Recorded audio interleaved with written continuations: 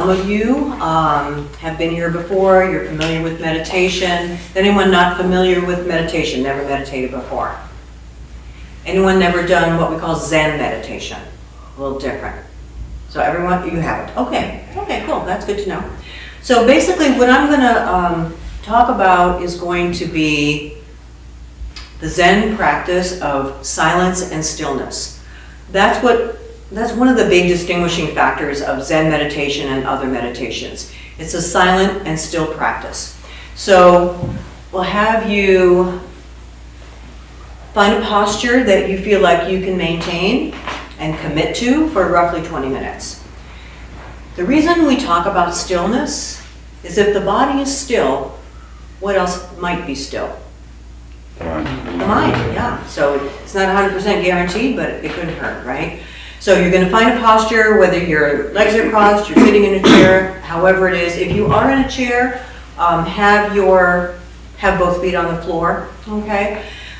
Hands can be in the lap, they can be folded, they can be however you want them to be. Again, think about, how am I going to be able to maintain this for 20 minutes? Can I do this? Okay. Also in the realm of stillness, you're going to find you might feel fidgety, you might have an itchy nose, your face might itch. What would happen if you had an itchy nose and you didn't scratch it? Find out, okay? You won't die, okay? I've had people say, oh yeah, my nose is really itching and I didn't scratch it and I really wanted to, and then it went away. I'm like, okay. So you're just observing what's going on, all right? And meditation, as you probably all know, because you've all said that you meditate, is about training the mind to be present in the here and the now, present moment experience. All right, so your body's going to be settled, your hands are going to be wherever you put them. Your eyes, now in Zen meditation traditionally we'll say have your eyes partway open. A lot of people have trouble with that, and a lot of people prefer to have their eyes closed. I personally get all dreamy and sleepy when my eyes are closed, but you do what works for you. If you find yourself getting off and being all sleepy and falling asleep, open your eyes, okay? Thoughts will come up. While you're meditating, there is no off switch for your mind. That would be great if there was, but there's not. So you'll be breathing, the technique that's suggested, probably the simplest, is to follow the breath or watch the breath. All right, so one way you can tap into the breath is if everybody would put their hands at the top of their chest, take a couple of deep breaths and feel that sensation. That's a sensation you're going to be noticing while you're meditating. Breath in, breath out. Some people will say to themselves, breath in, breath out. Some people find it's just too much thinking, so they're just feeling the sensation, breath in, breath out. All right, so we've got breath in, breath out. A thought comes up. You notice the thought. You just notice it, you release it, and you go back to your breath. Okay, so that's pretty simple. You may have to be going back to your breath many, many, many times. It doesn't mean you're a bad meditator. It doesn't mean anything. It just means your mind is busy tonight. I've been meditating let's just say more than 20 years, okay? And so I still have, and we all do, have meditations where my mind is just going, and I have to keep pulling it back, and pulling it back. So this is going to train us to be in the present moment. So you've got your breath, you've got your posture, you know what to do with your eyes. Now, I'm not going to be reminding you, follow your breath. I'm not going to say, where is your mind? So it's all going to be up to you to remember what you have to do, all right? So you're going to be still, you're going to be following your breath. When you notice your mind is off somewhere, catch it back to the breath, all right? No one's going to know, except for you, if you're daydreaming the whole time. So it's a little bit harder, some people find, to do this type of meditation because no one is reminding you. But I'm pretty sure you can all do it, all right? Is everybody all set? You've got your posture, you know how you're going to have your eyes, you know how you're going to have your hands, and what you're going to do with your thoughts. So what we're going to do is we'll have a period of meditation. I will start it. I'll ring the bell when we're finished. And then we're going to just talk a little bit about our experience of meditation, what it was like this time. We'll have a little discussion on another topic. We'll meditate again, a little discussion, and an hour will go by. You'll be surprised how fast it goes. Okay? Any questions before we start? Everybody good? Okay.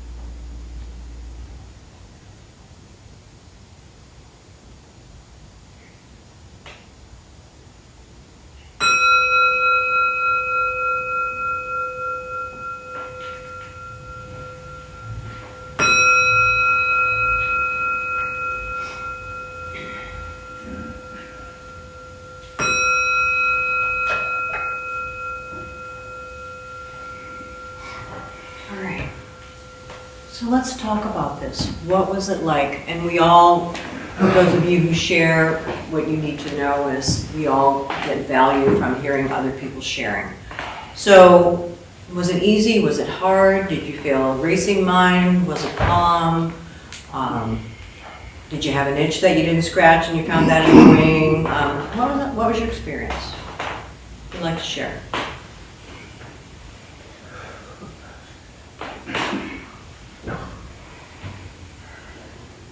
Please. It was hard for me. It's very hard for me not to move around. I did feel like I needed to scratch an itch. Did you scratch it? Yeah. Okay. And then I felt bad, and I was like, What you need to know is there's no bad meditation, okay? The fact that you stayed here and you toughed it out, whether it was feeling fidgety or itchy or, God, this is so boring, I can't stand it.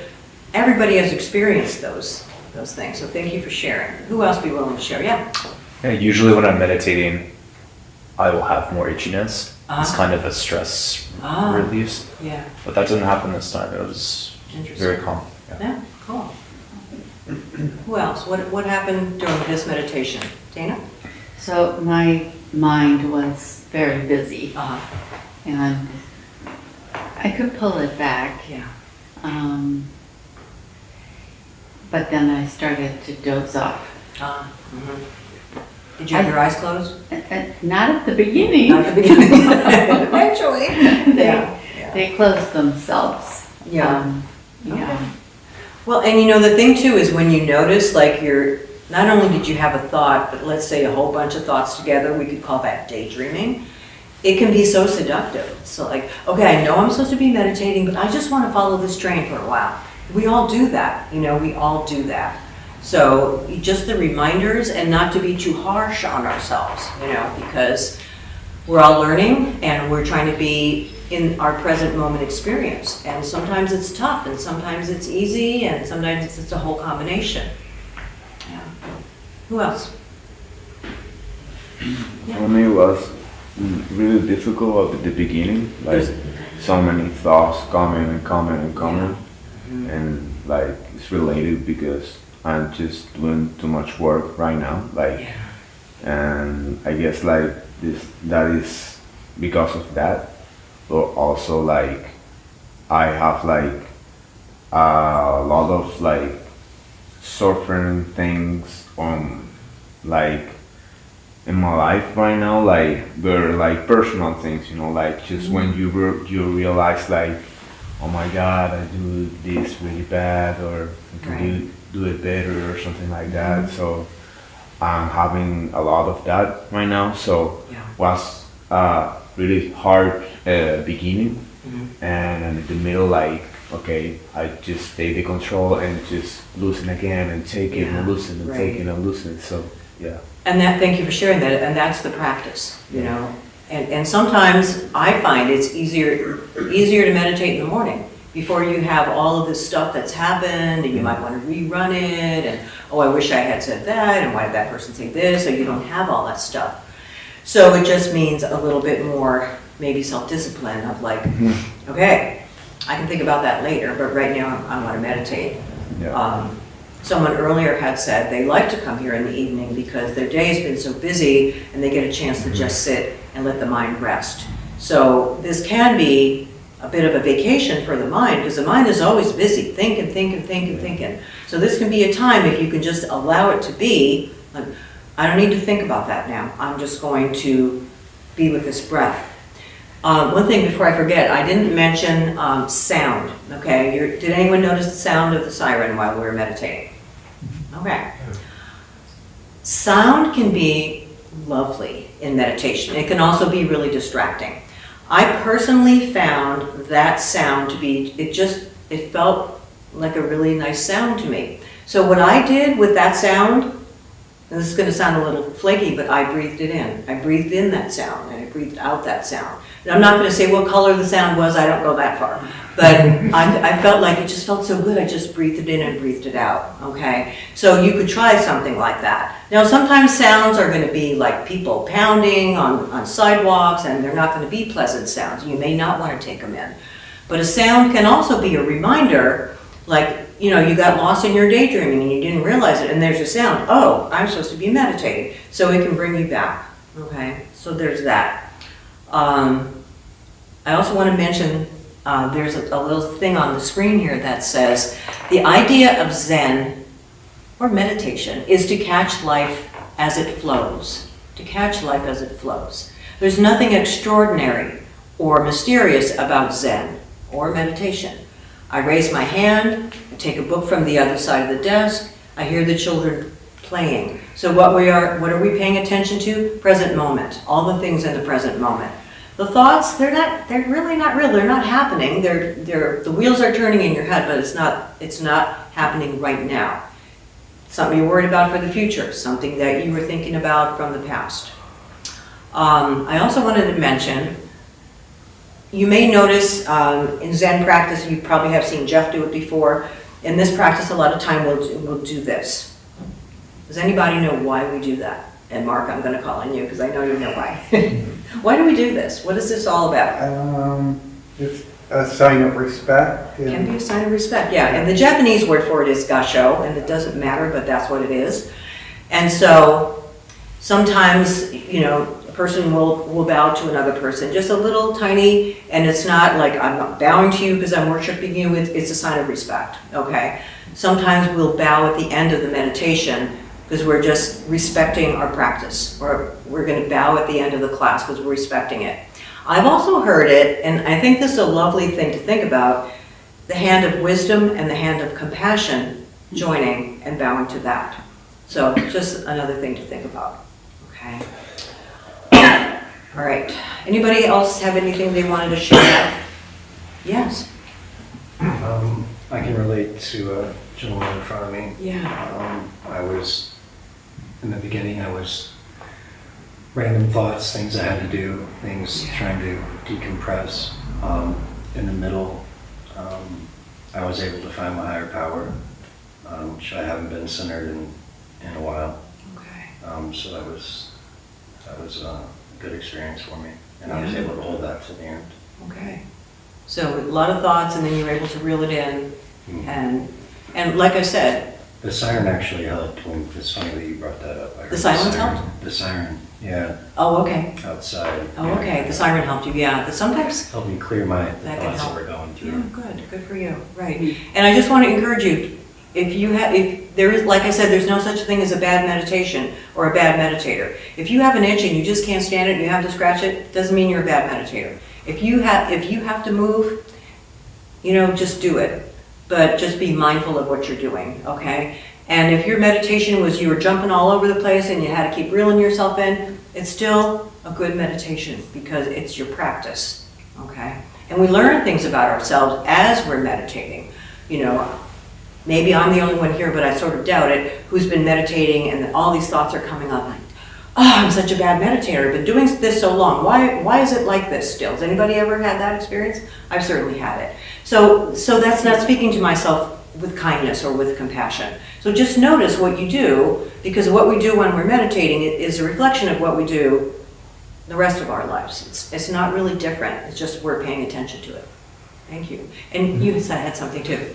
Yes, you know, for some years I've been listening to an audio CD of Ajay Shanti, and I always kind of had the feeling that if I kept my eyes open, I wasn't meditating correctly. I really appreciate you giving me the permission, and I had my eyes halfway closed, and that really helped me to stay present. Oh, that's And good. the other thing that I've heard is to say, you know, I'm having the stillness of the breath, some words, and when you gave the instruction that sometimes if you say things like I'm breathing in, I'm breathing out, it's too much thinking. Too much thinking, And right? so that I just focused only on the movement, Right. the physical sensation of the movement, which is, and those two things really helped a lot. Oh, good, I'm glad, Yeah. Yeah, I find this, thank you. I find that helpful too, because I I came from a practice where we were instructed to label our thoughts. So not only do you have the thought, but you label it. Judging, jealousy, annoyance, whatever. So you have this whole thing of thoughts and labeling the thoughts. It was just too much, and I didn't like it. Some people find it helpful. Some people find it insightful. And you could try that for a meditation period. Noticing the thought and labeling the thought, and then later reflecting on it. Oh, I had a lot of judgment thoughts, or I had a lot of impatient thoughts, or I had a lot of whatever. So your practice is going to be what works for you. Okay, that's what it's going to be. Did you have something? Yeah. Yeah. Regarding the senses while meditating, Yeah. I was taught to take them on with the curiosity of a child Okay. and not to analyze them as adult, not to label them. Mm-hmm. It's not a siren. What is that? And let it pass. Right. Yeah. So. And that works for you? Sometimes. Practice. Practice, exactly. That's why we call it a practice, because we got to keep practicing. Okay. Yeah, and maybe all of us come from different traditions, or we just came here and never did this before, and so we're all going to find little things that may work for us or may not. And that's why it's so useful, and I'm really appreciative of people who are sharing, because we all get ideas from each other. So to think about, a sound or a thought, and just looking at it with the curiosity of a child, Or like I think about my cat. I have 2 cats, and they're just like in the present moment always, like, wow, it's, I admire them, Okay. I wanted to, those of you who have come to this class when I've led it before know that I sometimes will take articles from Tricycle magazine. It's a Buddhist journal. Maybe some of you have heard of it. Have you ever read it or seen it, Mark? Yeah. So lately, there are monks who are writing articles about whatever is on their mind. And this one caught my eye, and this is about the practice of right speech or skillful speech. Has anyone ever heard that, right speech? You probably have. Anybody have any idea what that means? What does it mean? Yes?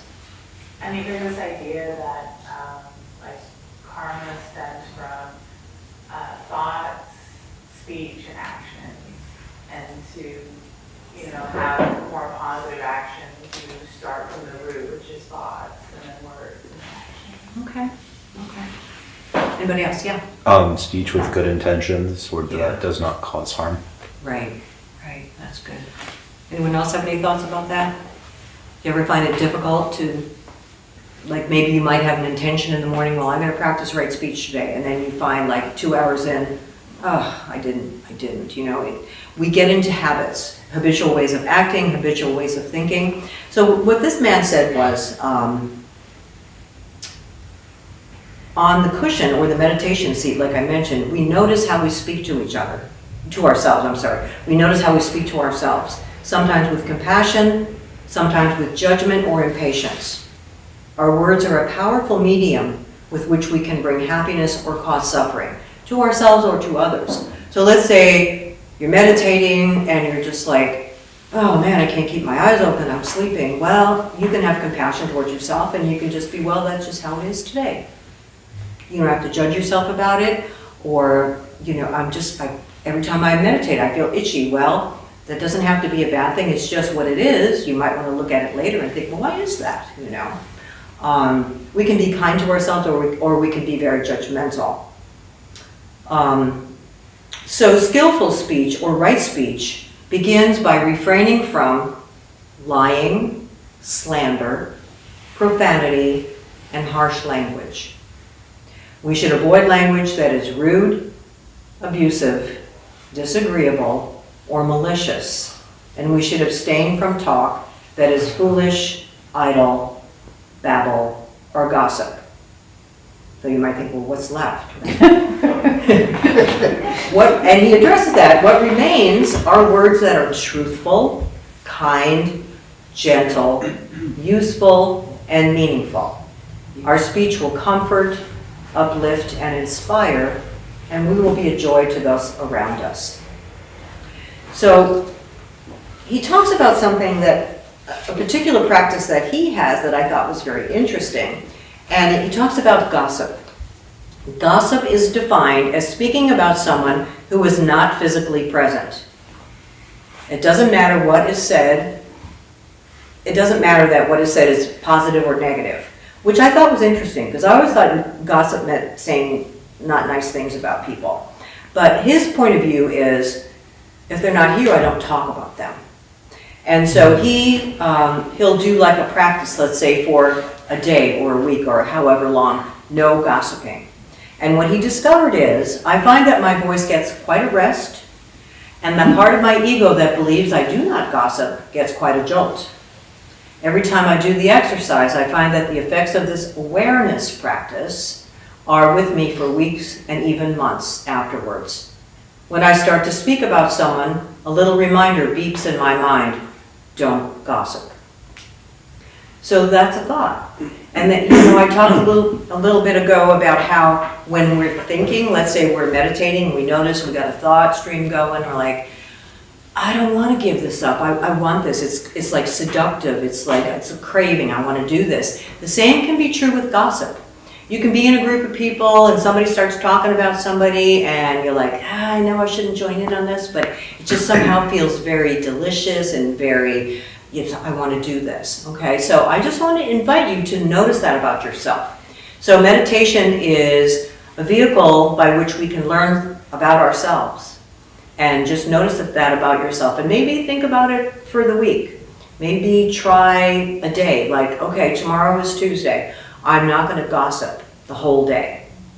Anybody willing to give it a shot? I'm going to do it. Anybody else with me? Okay, a couple people. 3 people, okay.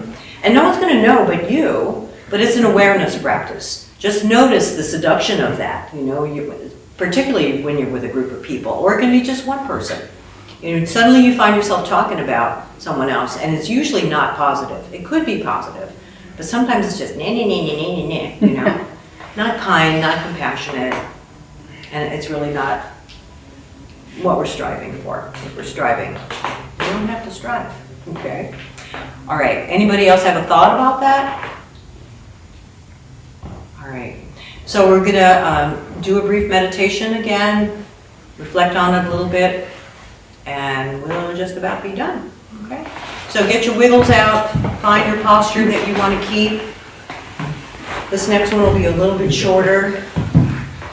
Think about where you want to have your hands. You want to do it differently. Do you want to have your eyes in a different way? Remember that your thoughts are going to come and go. What are you going to keep track of is the in and out of the breath, the sensation of the breath. You hear a sound? Notice the sound. Notice what you do with it. Does it bring you back to present moment because you lost it? Does it distract you? Do you have a thought about it? It's all about self-observation.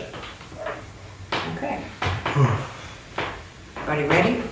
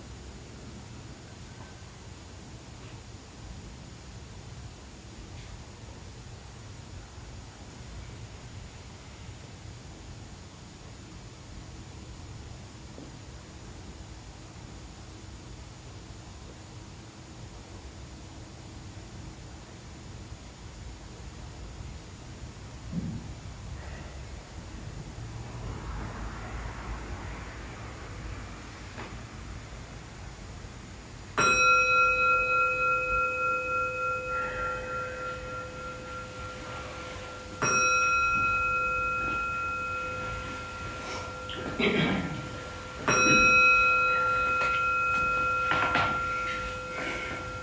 right, so who would be willing to share? How did this meditation compare to the first one? Easier, harder, more agitated, more A little bit restless, easy. more sleepy? Easier. Easier? And Okay. then I had to sneeze really bad and I had to stop myself. Okay. So your mind was beginning to settle. Yeah, good. Right. Who else? Anybody have a different experience? Like getting more annoyed, you want to get out of here, I'm tired, I'm cold, this is stupid. Don't hurt my feelings. Everybody's had these experiences. I can remember being in retreats where we're meditating for hours and suddenly you're like, did the bell ringer die? Did they fall asleep? Why is the bell not ringing? You know, you just have these thoughts, right? You probably have had that experience too, right? Yeah. So, you know, it's just, we're not comparing to see which one is better. They're just different. That's all it is. And I want to say the more you practice, it may get easier. It may get easier. And you may have some hard times too. Okay, so anybody else before we, yeah, Dana. I found I was, instead of paying attention to the breathing in my chest, I was paying attention to the cold air. Great. And that was way easier for me to come back to that. Right, so thank you for sharing that. So Dana said instead of paying attention to the breath in the chest, she could notice the cool air going in her nostrils. That's great. Somebody might want to try that. Yeah, that could be helpful. I personally didn't notice a lot of sounds this last time. And that's another thing you can do is you can like have your ears like out there ready to receive sounds, you know. There weren't hardly any. So, okay. So before we end, let's all join palms for what we call transfer of merit. May the benefit of this practice be shared with all beings in all directions. May any merit gained from this practice be transferred to those who need it most. May all beings be happy. May all beings be free. And may all beings be free from suffering.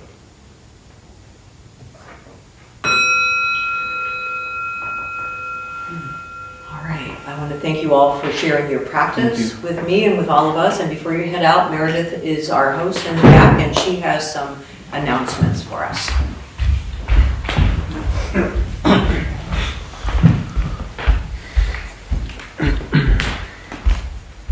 Hi everyone, I'm tonight's host Meredith. We opened the Dharma Bum Temple 17 years ago to introduce Buddhist practice to those who show up. Those who lead are not nuns, monks, gurus, masters, or teachers, and are not looking for students. They are simply practitioners sharing their interpretation of the practice. Every night we have different classes led by different people from various Buddhist traditions. We have a recovery sangha that meets several times a week for anyone with addiction, and our food redistribution program is every Thursday at 4:30. We have classes and programs every day, and everything we offer here is always free. The full schedule is on our website and also posted in the entryway above the shoe rack. We have a lending library. If you see a book you like, feel free to borrow it and then bring it back whenever you're done with it. If you would please straighten your seat or cushion before you head out, that would be very helpful. Thank you for being here. We wish you well, and we hope to see you again. Okay, thank you everybody. Thank you.